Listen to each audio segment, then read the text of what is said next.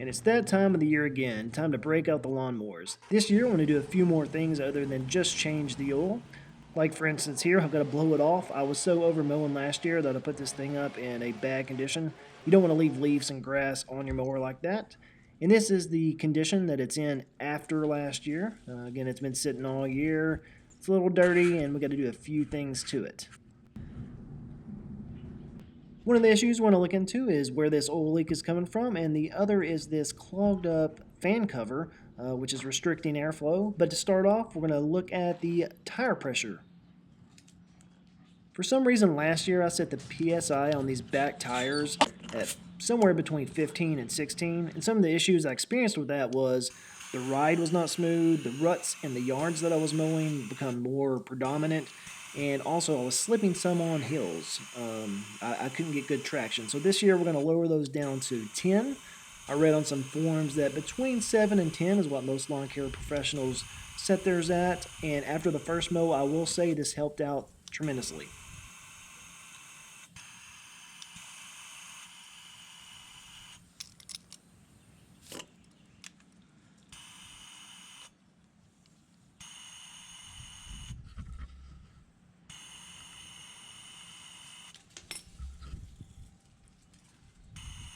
Max inflation, 22 psi. I had it at 15 all last year. 10's probably what most experts say as far as lawn care professionals. Next, let's address this fan cover. You do not want to let your fan cover get in this condition. I don't know why I didn't notice it last year, but basically what this is doing is restricting airflow, and since the engines aren't air-cooled, that could cause a big issue. But anyways, these are held on with these little rivets. You can find them online in case you break one or lose one. But I thought it'd be interesting to show you how to take this off because I was a little bit confused about how to even get those rivets out, but they just pop right out. Next is we have some torque screws in place, and you want to use a T30 to take these out. I started off with an impact wrench and a T25, stripped one of the screws, but I was able to switch over to the antique handheld here and get it out fairly easy. I may need to replace that screw at some time, but I think I'm going to be able to make it this year.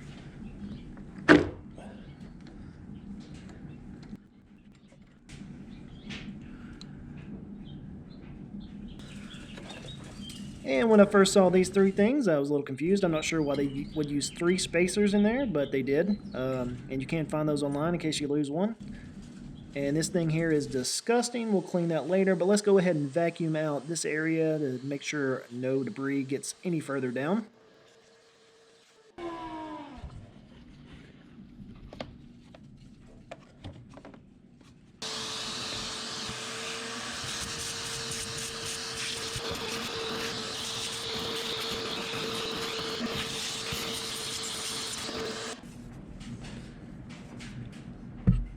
Since we did have a lot of debris in the fan cover, let's go ahead and take the engine shroud off to see if any fell down into the engine compartment area. And to get the engine shroud off, it's held on by about 5 or 6 different 10mm bolts. So we'll take our 10mm socket here and get to work.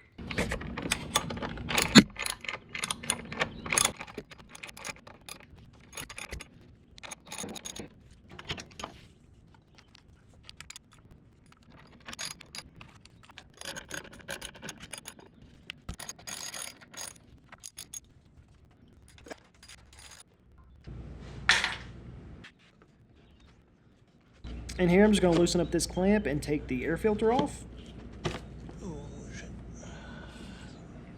And since there's a lot of loose debris, we're going to stick a sock in the air intake because we do not want any of that to get in there.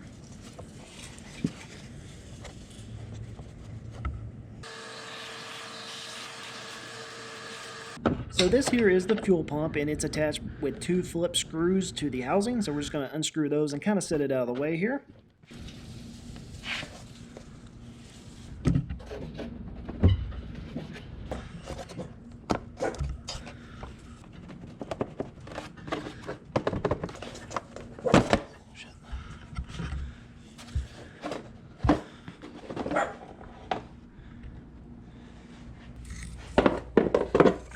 With as bad as that fan cover was, I'm very surprised at the condition. I don't see a whole lot of loose debris in here.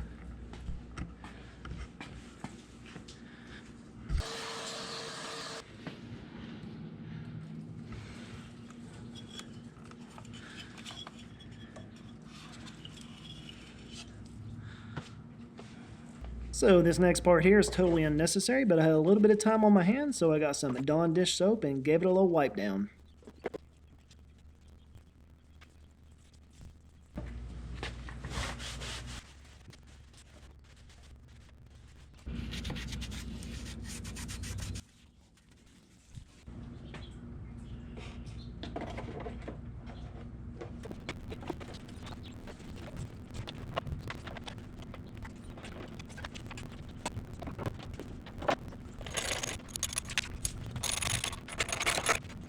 I didn't like how this wire dangled and it didn't have its own bracket like the other wire, so I went ahead and zip tied it so it would keep it away from anything hot.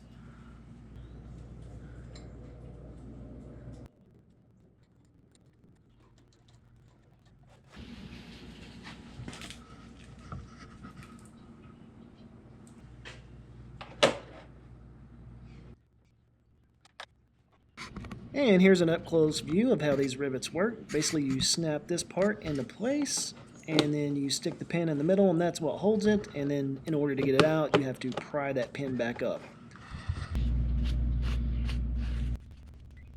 Just a little tip, don't use compressed air on this part of the air filter. But on the pre-filter, I decided to go ahead and use compressed air because it was in bad shape.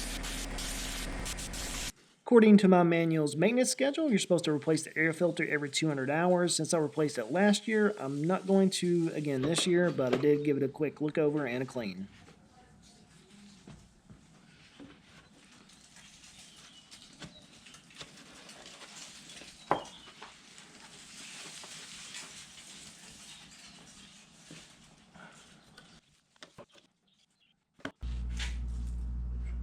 Again, a totally unnecessary step here, but I decided to go ahead and give my entire mower a wipe down.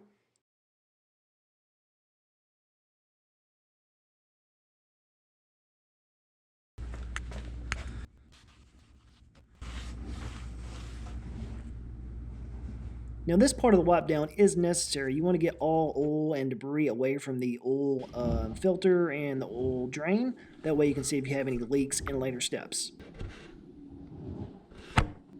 This is where I suspect my oil leak is coming from. It's either where the hose goes into the connector or the connector into the engine. We'll look at that a little bit later. And now it's time to change the oil. The first step in changing the oil is always to heat up the oil. That way it comes out quicker, and you do that by letting your lawnmower run for about 5 minutes. I'm going to go ahead and add here that I've had a couple of detailed videos on how to change your oil. The last one I did was really good. I'm going to link that right above. Check that out if you want a step-by-step. Otherwise, you can continue to watch on and just see how I did this one.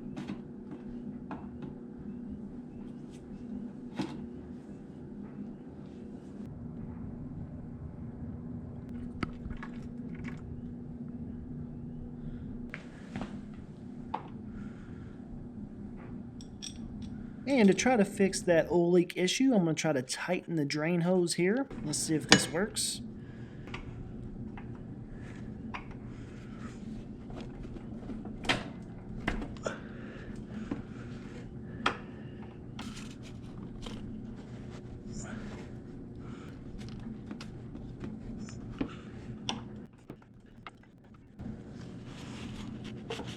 And I ended up getting a good 6 or 7 quarter turns, which means this thing was really loose, so hopefully that's going to fix that oil leak problem.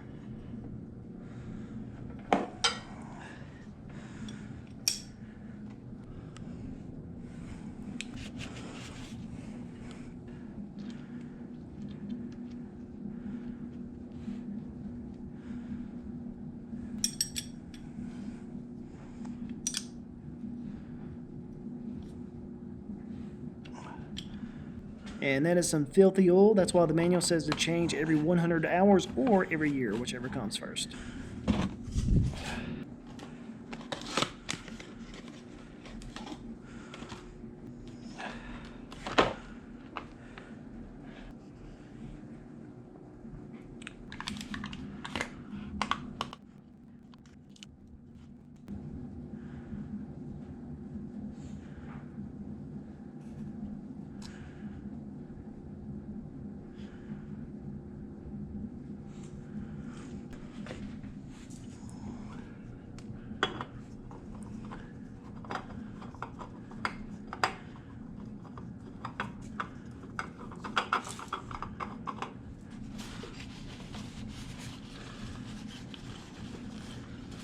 So now we've made contact there, so give it a quarter turn,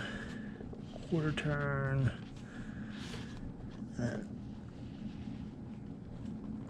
there we go, and then just a little baby tap for good luck.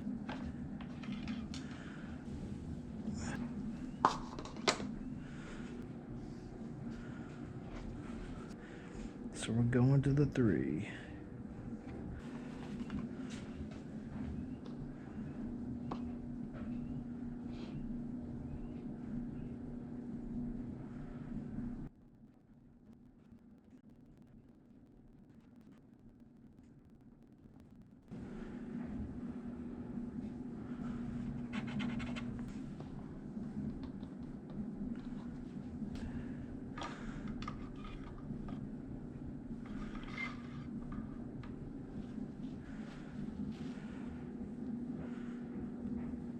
And we're right below the low indicator, so we're going to add a little bit more.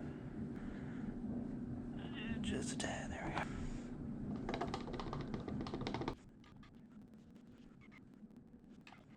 So I keep checking this so much because I keep seeing this white film that's on the dipstick, and I can't figure out what it is. I keep thinking it's going to disappear, but it's not, and it looks pretty bad.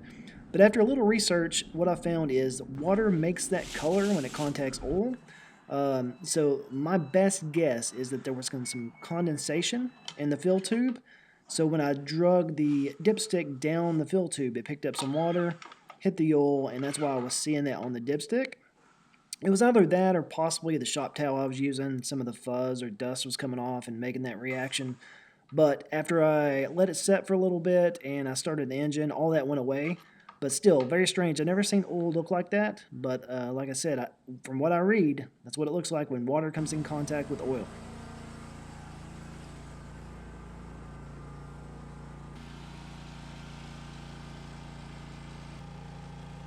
Now I'm going to let the engine run for a little bit and see if we have any leaks.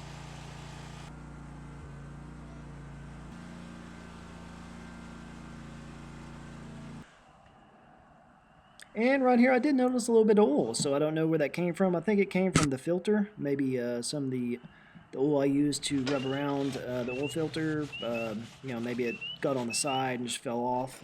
So I went through the whole process again, tightened everything up, let it run for another 5 minutes, and no oil leaks.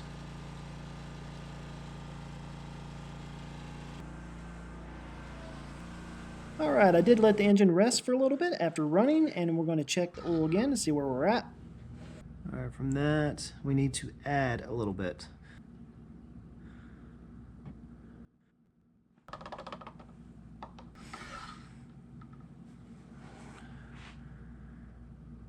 Alright, to me that looks good. We're up on the 3rd dot, which is about 3/4 up the full indicator.